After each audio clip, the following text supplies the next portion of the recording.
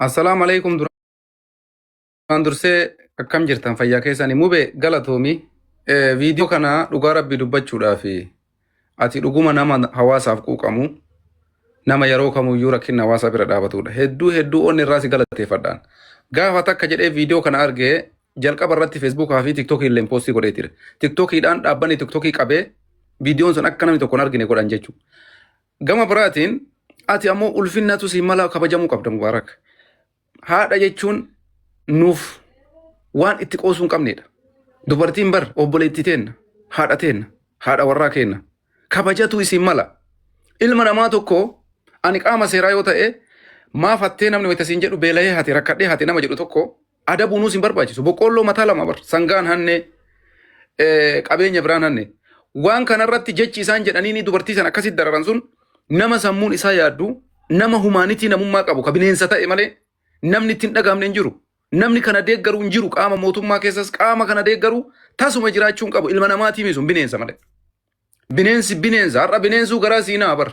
Bineensi bosonaa yoo itti maxa'ixe bar xilaata sirraa dhoorgaa bar xilaata sirraa ittisaa bar. Haadha tana ani jalqaba irratti Mubaarakiin galateeffachuu barbaada. Haadha tana barbaadaa ture nullee. Facebook kanarra argaa turte Arafaat Abubakar Faati maxxansee barbaadaa ture. Dubartiin tun akka an argutti dachii shawaa keessatti miti rakkoon irra ga'e. Loqoda afaanii irraa ka'ee Mubaarak dhiifamallee naa godha. Yoo tasa wanni kun akka an hubadhetti dubartiin kun nama qe'ee isii irra naannoo amma jettu kana jirtu natti hin fakkaattu. Yoo dogoggore ammoo ragaa kana nuu qulqulleeffatta. Naannoo kamitti rakkoon kun isirra ga'ee qaamni seeraa ammoo deebisee isii gadhiise sunis warri osoo seeratti hin dhiyeessin isii rukute bari akka Mubaarak fakkeenyaaf ati qaama seeraa yoo ta'e poolisiin tokko nama tokko viidiyoo waraabee dubartii miskiina mataa lama fudhatteedhee viidiyoo waraabee rabbii jedhi. Wayitii isii ol kaasanii gatteessisanii isiin dadhabdee akka kufte sammira. Nyaattee garaan qabdu. Lukkeettuun isii jala kuftee achi gadhufte jettee achi gajjiite. Oluma kaasanii itti fufsiisan. Abboo rabbiin rahmata akkamisii godhaate akkanatti miskiina cakkana. Dhaga isitti maan biyya faranjii keessa jira. Wallaahi billaahi faranjiidha rabbiin maa addunyaa itti kenne jettee yoo gaafatte Mubaarak. Akkanatti sii imimmaan buusuumi dubartii ulfaa yoo argan. Tarakkattee akkasi boqqolloo lamaaf dararan saniimi dubartii ulfaa yoo argan makiinaa dhaabanii bishaan kennaniif. Makiinaa dhaabanii. Mee rahmata bakka hin qabnetti rabbiin rahmata sii godha obboleessoo. Haadha tana dararaa dubartii miskiina tana cabsitee ol kaasaa boqqolloo lamaatti jettee yaa rabbii naa roobi jetta abboo rabbiin kanaaf hiyyummaa itti buuse bar. Kanaaf bar hiyyummaa itti kenne. Addunyaa kanarra deemtee olaalte ummanni akka ummata sanii walitti cakkanu hin jiru. Haasidummaan hiyyummaan kanaaf ummata keenya dhaalte bar. Mee namni haadha tanaaf mataa lamaaf jecha nyaata isii kennu mana geessitee nyaachisuu qabda ture osoo kabajaa namummaa qabaatte. Nama salaatu yookaan akka nama rabbiif godhanii da'waasitti godhan. Cakkanee kan qabu kanaaf rabbiin waamaraa nama keenya dhoorgate. Kanaaf hiyyummaan ummaddabe. Nutuu walitti cakkana.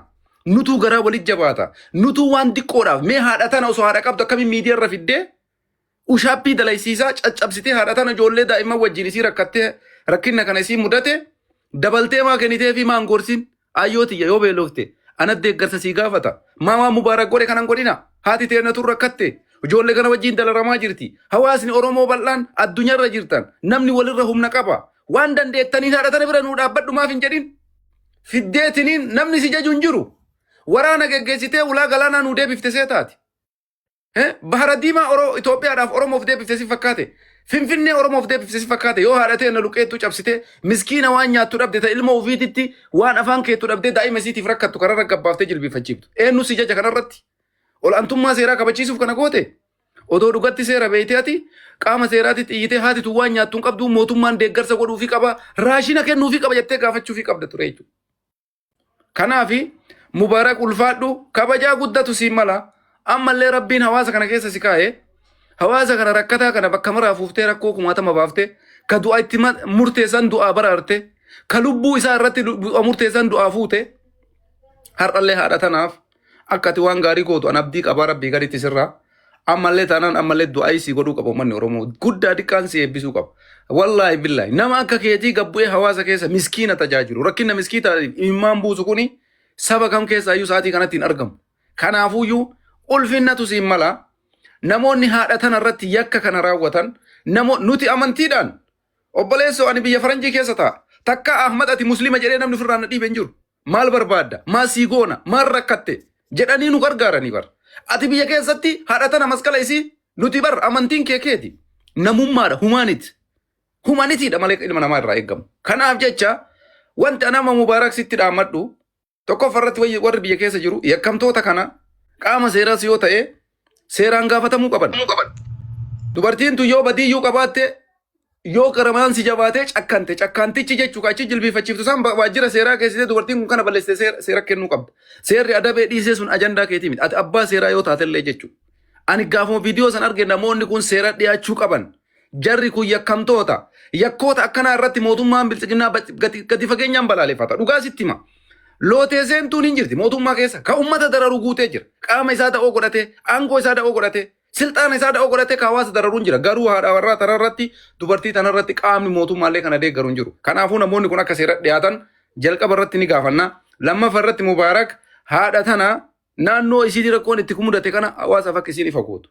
Namoonni naannoo kana jiran warri seeraallee namoota san qabanii hatattamaan tarkaanfii isa barbaachisu akka itti fudhatan. Deeggadda waan dalagame hin beeyta. Badii dalagame nama tokko Baalee keessatti yakka fokkata nama manguddoo tokko akkasi duriyyee reebdesa yoo yaadatte Mubaarak. Har'as taanaan wanni haadha tana mudate saniin garaagarummaa takka illee hin qabu jechuudha. Kanaafi nuufitii kunuunsi jala teennee si eeyina. Kanarratti yoo wal biran dhaabane namni kanarratti biran dhaabane sun xilaata kee qofa osoo hin taane xilaata ilma namaa hundaati. Hawaasa hundaati addunyaa guutuurra nama jiru. Obboleessoo ummanni keenya ka Itoophiyaa haqa isin akkana walitti cakkanta roobni illee isin roobu dhugaa isinitti hima.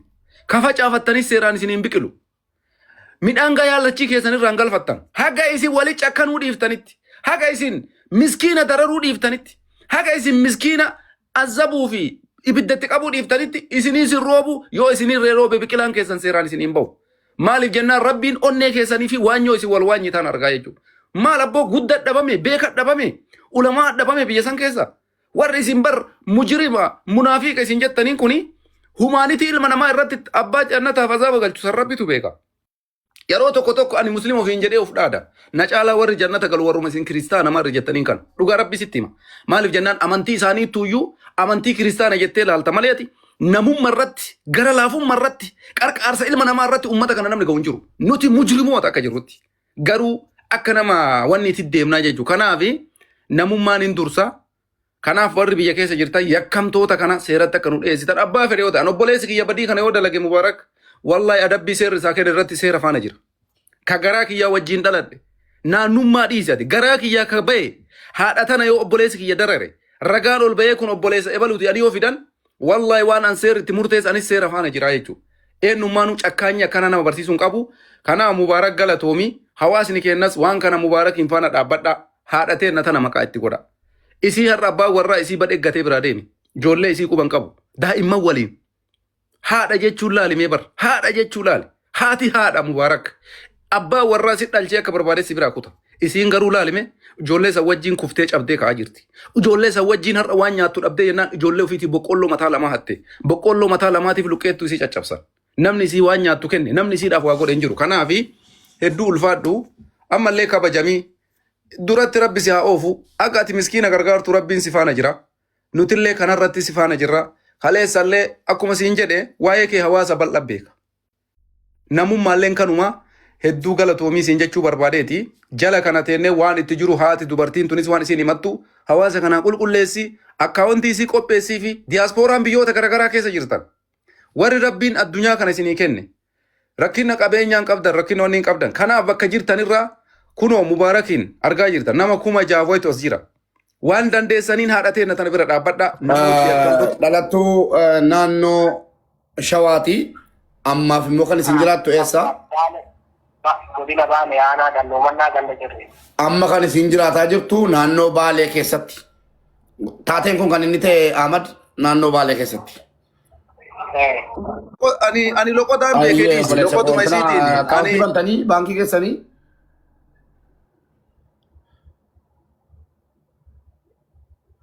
Akkaawuntii as akka ittiin banamu?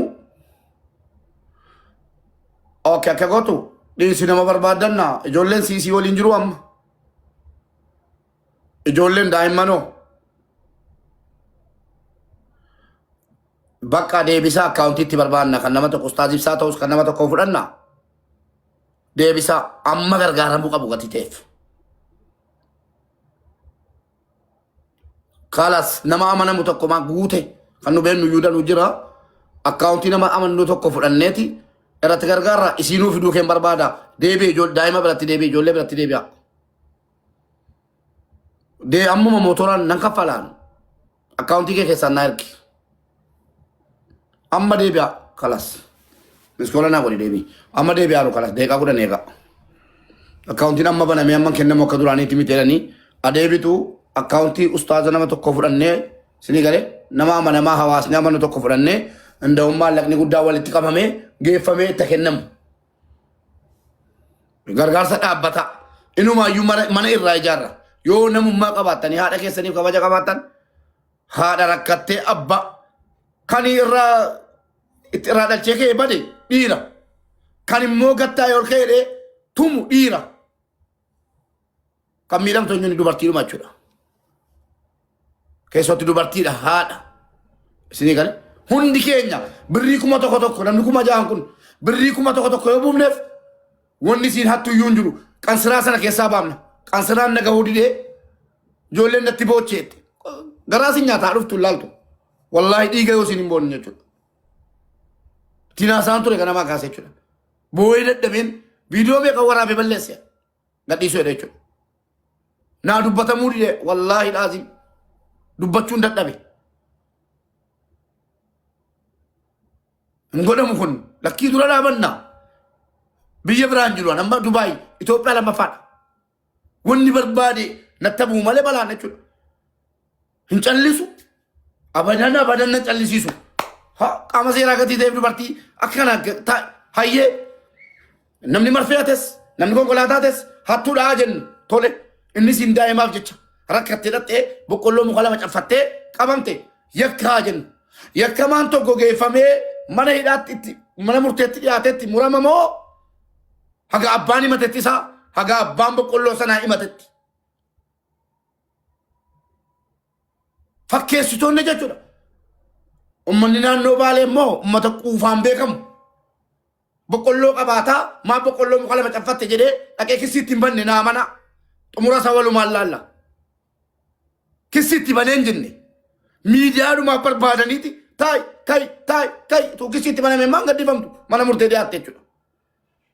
Utuutti banamee iyyuu mana murtee dhiyaatteetti murtaa'ee waan gaariidha. Itti murtaa'a hidhaa galtii fixattee baatee jechuudha. Rakkoon qabu daa'imman si kadhattuu iyyuu ta'anii bakkee keessa deeman. Isinii galee amma viidiyoo olii gad deemu kana eessaa akkamitti walitti qabamee kaasaa jedhamaashi. Daa'imman kun bor guddattee yookiin dooktora taati nama biyya hoogganu taati dubbii rabbii namaan galu. Asuma keessaa ka'ee ilmaan hiyyeessaatiin warra biyya bulchaa jiru hoggansa gaaraati amma godhaatti warra duniyaa kana oofaa jiru ilmaanuma hiyyeessaati jalan qoradhaame. Ijoollee xiinsammuu ijoollee kana maal ijoollee numa kana harkatti argaa akkamitti akkana godha. Yoo viidiyoo argitan ijoolleen gurbaan tokko bira dhaabataa haadha bira dhaabateetu haadha isaa ilaalu taayi haadha kan siraa hojjettee ilma jiraachiftu jechuudha. Kanaaf namni kun seeratti dhiyaateera uummanni naannoo Baalee duris seenaa hojjechuudhaan beekamtu ammallee seenaa durii sana daggamtanii nu agarsiiftu jedhanii abdii isin irraa qaba jechuudha. Nama akka nageettan naannoo Shawaati jennaan achuma keessatti tumamtee jedhaadha.